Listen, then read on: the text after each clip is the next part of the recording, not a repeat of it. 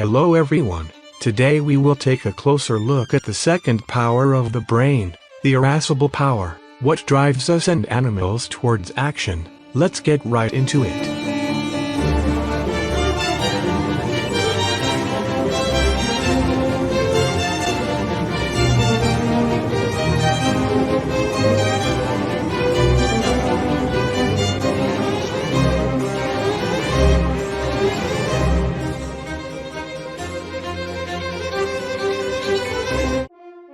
The irascible power, as I said last time, is a power of the brain which reacts to the concupiscible power's estimation of an action.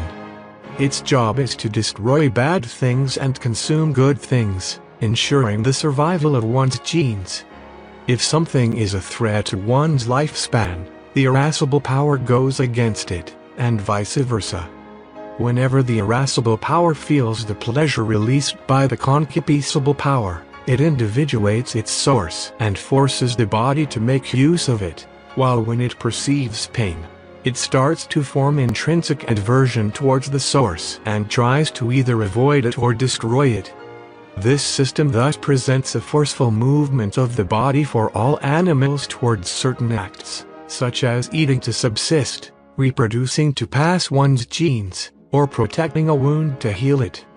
Every time one of those opportunities are located by the concupiscible power, the irascible power seeks to accomplish them. On the other hand, starvation, sexual deprivation, or suffering a wound, are all events which diminish the likelihood of survival of one's genes. Therefore, when the possibility of these events occurring is high, the irascible power tries to avoid them or destroy their source. The irascible power is the power that makes us feel certain emotions, and we can categorize them all in two groups, good emotions and bad emotions. But Thomas, don't you think that it's a bit reductive saying that humans can either feel good or bad? Human emotions are very diverse. You definitely can't say that humans only have two moods.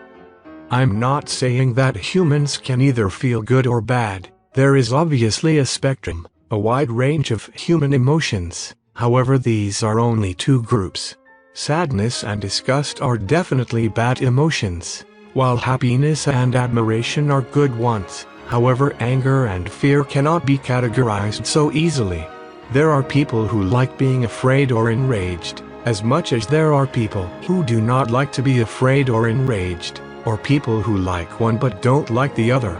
These emotions are all different and perceived differently by every human, but they are still perceived as either good or bad. Note that I am saying perception, not objectivity, and you know why. Because, hear me out, not everything we feel like doing is actually good. We often do stuff we shouldn't do, and don't do stuff we should, and I could give you thousands upon thousands of examples.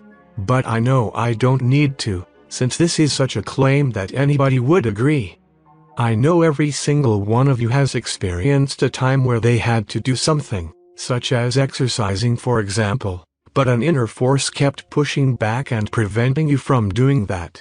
Or again, maybe you had eaten a lot of calories while wanting to lose weight, but something just pushed for you to keep eating. How do we then stop ourselves from doing stuff we shouldn't do, and do stuff we should do instead? That's what we will talk about in the next episode. Until then, be well.